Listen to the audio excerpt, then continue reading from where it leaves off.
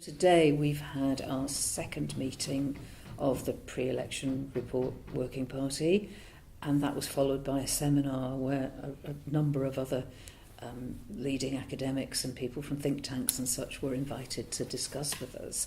In terms of the meeting, I think what's happened is that we're beginning to have a conversation that is moving towards being on the same page. So we're beginning to come to not exactly a consensus about what the report will look like exactly yet, but some consensus about the general framing of it. So it's an interesting process. It's part of how a group begins to work together. Yes, there are things that it's very important to me as a sociologist that report covers, but the most important thing is that we get across the importance of social science overall. And I think that's partly what's happened today. We're beginning to think as social scientists rather than as individual disciplinarians, if you like.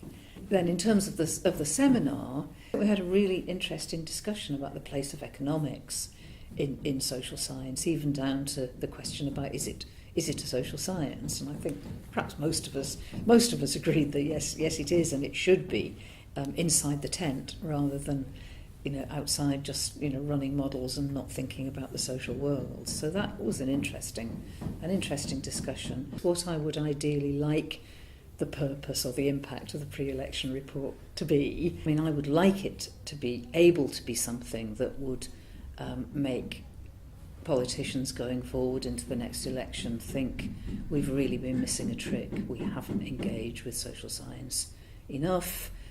We could really make much more of a difference to the way things work in the UK if we took more notice of social scientists, if we utilised their methodology even more, if we noticed that we're actually using social science ideas, and that they were really excited about that. That would be what I'd like, that they felt really excited about what social science can offer.